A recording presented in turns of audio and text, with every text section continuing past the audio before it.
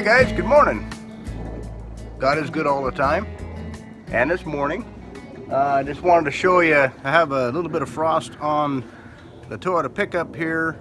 And the reason for that is I wanted to demonstrate today, or test today, to see if my repair job on my excavator, its start issues is resolved. Windows on the excavator are defrosted now, but I just wanted to show you that there's still a little bit of frost on the Toyota pickup. It's a little bit more in the shade, and the excavator stands a little bit higher up in the air, so the windows are starting to defrost on everything around here. But engine, block, and everything are still cold, so I wanted to go over there and test it.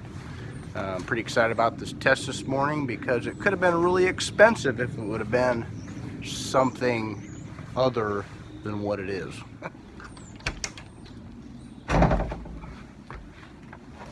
Well, first I'll describe to you what the issue was to start with.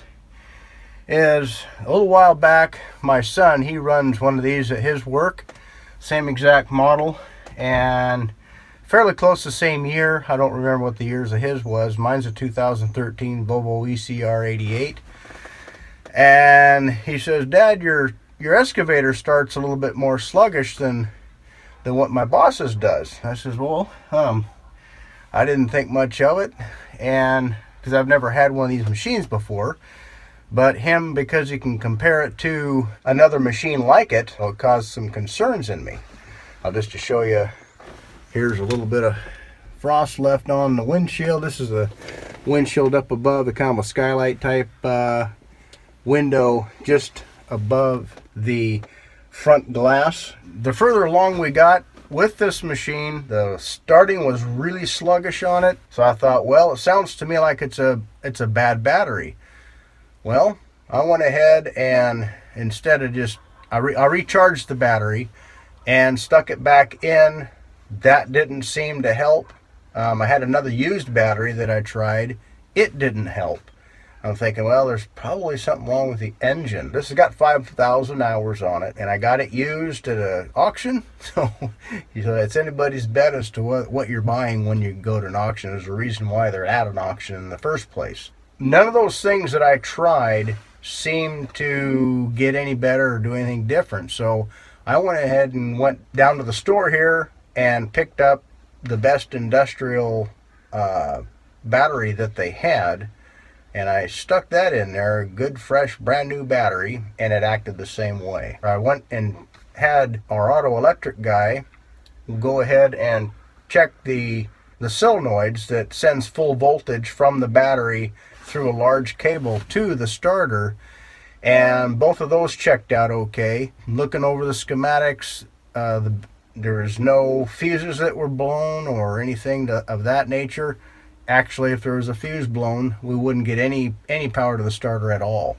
So this is what I got going on. Let me go ahead and start the machine while it's still really cold and see if what I did actually helped. I haven't started it yet in this particular coldness. I mean, you know, as cold as it is now.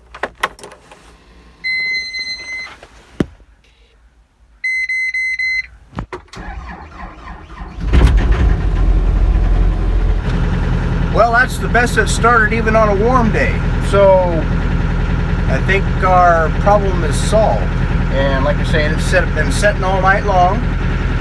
It just took a couple of seconds to start it, so the problem's been resolved. And I'll go ahead and take you through and show you what I've done in order to solve that issue. So the one thing that I did find on in my research and looking things over, this is after I bought a new battery, and this is after I looked over the transfer relays, the start relay. It was good. Thought, well, maybe it's the preheater. The preheater intake heater was good. Those were the simple things. So I'll take you around to the engine side and show you some of the things that I've looked at.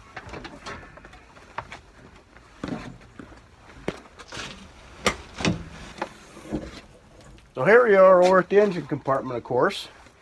And I'll show you some of the things that I've done here to find out where my issues were. So right back in here is actually the intake heater. Right in here, there's a little square block that runs in back behind this flange. The air comes in through here, goes into the engine, and heats up the air coming into the engine. So this had continuity between here, well, ground, anywhere you could stick your multimeter, like your positive side on this, and you go to ground. I had continuity through that block.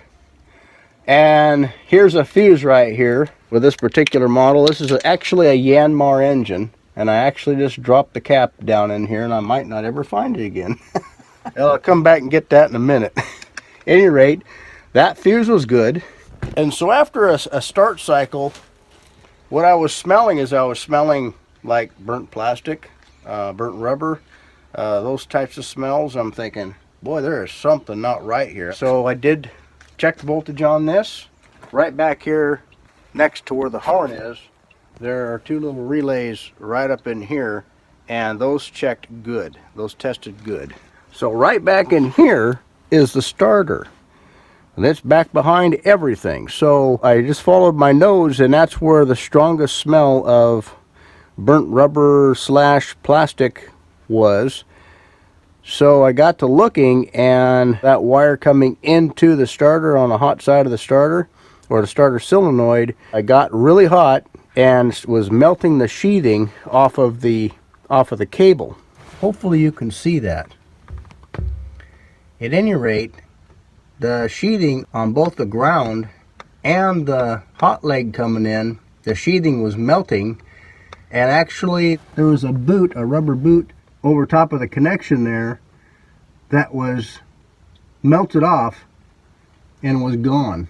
It had melted off and fell down into the great abyss down there. And so I removed that starter, and all the contacts, the washers, the posts, the brass connection from the wire to the post, I cleaned all that up with a steel brush, and the washers and the nut I cleaned up back to fresh metal. And then I put antioxidant compound on there to keep the corrosion in the future down. So I cleaned all those contacts up, and I'll show you my new starter. That starter that I ordered came in like the very next day. I ordered it late in the morning. Less than 24 hours later, it came in. So I was really impressed with the buyer that I got that from on, I believe it was eBay. And on the new starter, I just went and kept it. I think $120 and free shipping. It was fairly inexpensive as far as the world of starters and different things like for heavy equipment goes. I've seen them as much as $530. So I went ahead and decided to keep it because this one here had some good wear on the brushes. I went ahead and disassembled that whole starter, cleaned it up, cleaned up the stator, cleaned up the brushes a little bit. I took down the part numbers for both of the bearings that were in there. So if this one here starts giving me trouble again, I can just take it out, hopefully replace a few parts in it, and get it back to going again. But for $121, I think that having just a new one on the shelf that will last me for as long as I ever want a starter to last. Then I'll take and show you what I got here. 2013 Volvo ECR 88 has an Attache starter in it, and the number for that starter, if you're interested, is 129940, and you don't have to put the dash in if you're doing a search for it, but it's -77011. Again, that number is 129940-77011. Now this starter came with a test report on it.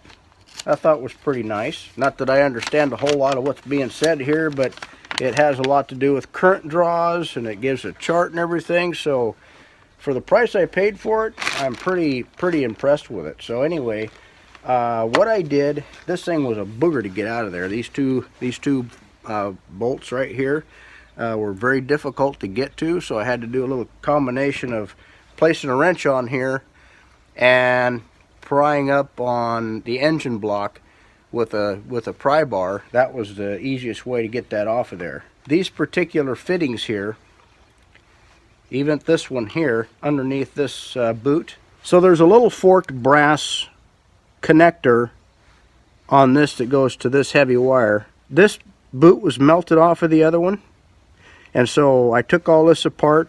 The fittings were a little bit loose because of the heating, expansion and contraction, and expansion of contraction of it heating up and cooling down.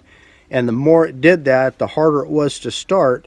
And the harder it was to start, you kept having to crank on it in order to make it run. So it went from bad to worse, and it was only getting worse yet. All these nuts, this post and everything was just black, and this nut was a little bit loose, so it wasn't making a very good contact. And every time you have poor contacts, you're going to have resistance, and resistance causes heat. We have something like this on the other side of the connection that comes from the battery on the machine itself. This was a little bit loose inside there, so this piece here obviously would go in like that, and this connection was just a little bit loose. Everything from here on had been really hot, and the sheathing on the cable was starting to melt off. And I'll go ahead and take this apart and show you what I did. I think this is a number 10. Yes, this is a number 10 millimeter. This particular starter does not have a nameplate on it anywhere. But again, I took pictures of the old one. It has the old number, and I put it in archives for future reference. The casting and everything looks exactly the same as that Hitachi starter that I was showing you. But anyways, these two 10 millimeter retention bolts just come out. And then these two number 2 Phillips screws come out of here. And then this back comes off. There we go. Now a lot of your starters are made the same way, so if you have a different machine, then this can very much apply to most of your starters. So anyways, this bearing here, I got the number off of the older bearing, and by checking that bearing, it seems like it has the same play as the bearing on that one that's actually on the machine. I see this has an H1021-1, so maybe that stands for Hitachi, I don't know. But all the casing, the casting, and everything looks the same between this one and the one that's actually on the excavator itself. This is the first time taking this boot off because the other one was melted off basically. There we go. So now this is a number 12, I believe it is. 13. And then that's just a spade adapter that goes in there. You can see the other side.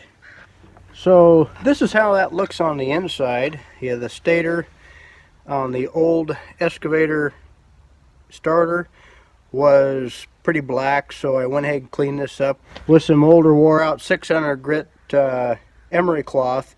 So who knows, it might be 800 grit. But anyways, I cleaned up the old one, and then I also cleaned up the contacts on the brushes, exercised them. The other ones were kind of stiff and dirty. They didn't operate real well. These have, you know, how the springs run back and forth real easy. The other ones were kind of dirty and gritty, so I blew it all out, and then I exercised these to where they had easy free play in and out. So I believe this part right here you can replace easy enough. I think I actually found some on the computer where you can just replace this whole brush assembly. But from what it looks like, you can also remove the brushes by removing this spring here. As you can see, the brush is actually soldered and clamped in there. Actually it's soldered. You can see where it's soldered back in here. So this spring comes back and then the brush comes out, but they solder these connections together. This is soldered to the inside of the windings right here. This piece right here, I believe I seen some, I think it was eBay or Amazon or some place that you can buy. You could just buy and replace this piece here. And if your brushes are wore out, it's just as well just to replace this whole thing as opposed to try to replace just the individual brushes themselves. So that way all you have to do is just reland or solder these wires right here. There's one on this side and one on the opposite side. in looking at the stator, there's a bearing on this side and a bearing obviously on this side, two different sizes. I'll just go ahead and blurt out the number on this one. This is a 6004 Romeo Sierra, or RS, and the one on this side is a 608 RS. And so I just took the numbers down on those. Those bearings are obviously just a little bit looser than these, but they were not bad at all. So I went ahead and cleaned everything up and put it back into the old one. You can see that gear inside there. Obviously that runs on that gear. The solenoid runs forward. It brings the starter out like this to engage the flywheel on the back side of the engine. So I'll go ahead and put this back together. Make sure that those mesh before you drive that home. I just tapped the bottom of this, and that helped that to drop the bearing all the way back down into its home, or its seat down in there. I don't like tapping on bearings like this because, you know, you can ruin a bearing by hitting the bearing. There is a little dimple on the inside of here. I could take a punch and put a punch in there and tap that in, but I thought I would try just tapping the bottom of this casing first, this flange, and then that just allowed that to fall right into place. Okay, in order to get this together, it's a little bit tricky, but not impossible. I just put this up on its end like so, and carefully drop this over the top until it lightly sets on top of the brushes. See, the brush is just around the circumference of that small bearing. Okay, so now we're at this point. I'm going to have to do two at a time. I'll take and push both of those in, tilt it just a tiny bit to get it over top of the stator. You don't want to force it too much, or you might break one of the brushes. All four of them are trying to push in at the same time, so you got to outsmart them. Okay, there we go. Then you just have to get them all around the copper portion of that stator. You can just push that home. Now this black part has to seat inside this casing here, this aluminum casing. There's a little lip in there. You just take my mallet, my rubber mallet, and just kind of basically really lightly tap that. Hardly anything at all. I was wanting to show you, forgot to show you, a little detent right here. So this can only go on one way. Oh, right here's the other part of that detent, the receiver part.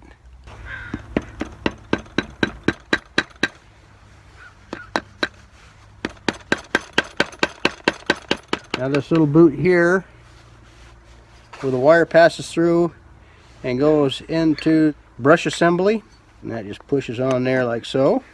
Now you got to rotate this around a little bit to line up the holes for the Phillips screws.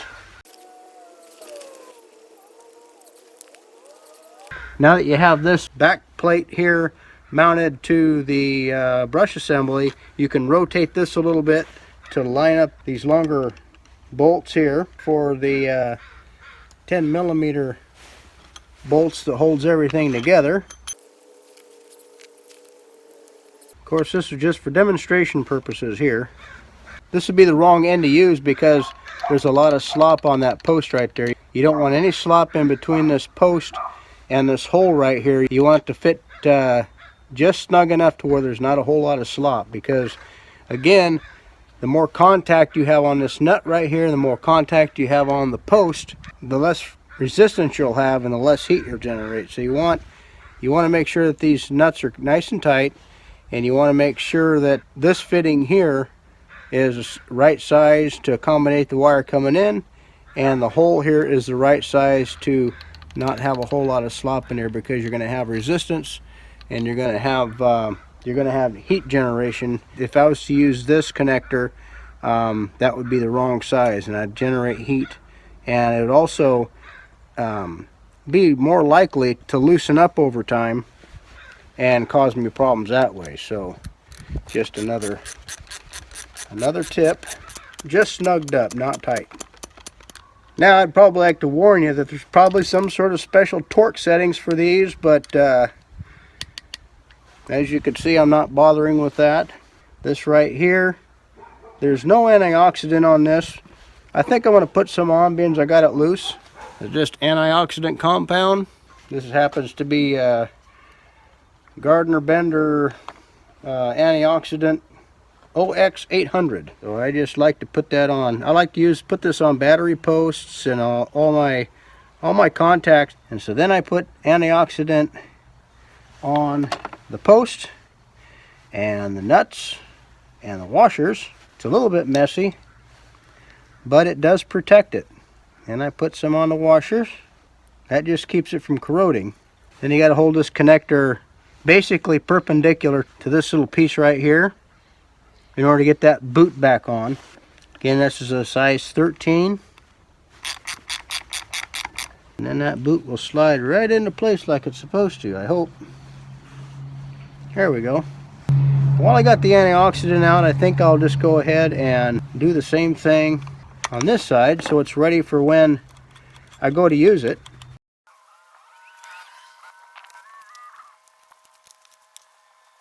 Okay, now the other thing that you can do with these, you can replace the brush assembly on the inside. You can also replace the solenoid. I'll show you what that looks like on the inside. These are also number 10. When you pull this apart, the plunger fell out. Make sure I clean that up really good before I stick it back in. So when you apply voltage to this, what happens is this will suck in. There's a spring back there in the inside of this, and it'll suck it in. Electromagnet, I guess you might call that. And then this spring, and the spring goes in here one way. Now on the inside, the whole purpose of this is it pulls a little lever back, I guess you would say, and it throws the starter, this cogwheel, out and engages the flywheel of the engine and causes the flywheel to turn. This opening right here catches this and pulls it back and causes the starter gear to engage the flywheel on the engine. I'll reassemble all this. I took the old one apart just to make sure it was in okay shape, being that I had it all disconnected anyway. So this little arm faces forward like this with this notch facing back towards the solenoid. So that sits in there just like that. If you was to take this out, it looks just like this. You want to have it to where this spring rests right in that notch right there. So that goes in that opening, and you raise this little arm up enough to where you can rest the spring right on top of that little notch. So now what you do is you put this little washer or retainer. These holes here are not the same as these holes here, meaning they're center to center, they're different. And of course these are the bolt holes right here. So this goes right on top of that spring, rests just like that. And then this plunger will go right on, it hooks onto that little arm, that first arm that we put in. Of course it dropped down in the hole while I was talking. We have to make sure that that spring rests in that little notch, just like so. See, that doesn't fit. So you have to flip it over. And the other sides do fit with that spring. You got to make sure that that notch stays in place, and you got to hook that plunger carefully onto that. The black back part of that spring needs to line up with these two holes right here.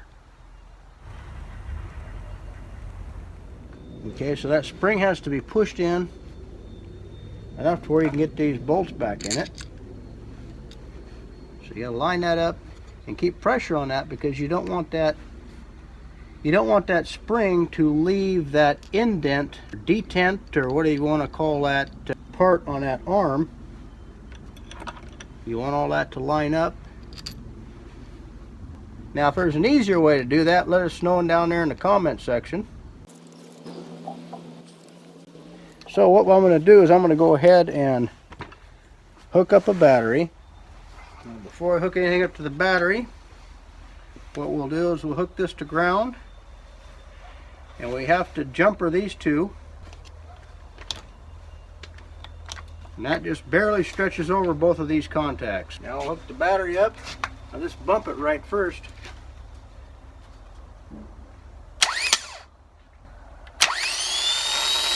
So the solenoid throws that little armor head and kicks that cog forward to where it's going to grab a hold of the flywheel on the engine.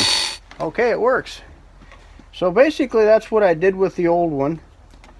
Cleaned everything up and stuck it back in service. But the key element, the big problem is these contacts were not making good contact. It caused heat and it also caused resistance, and as a result it dropped the voltage down in the starter, so it acted like a dead battery.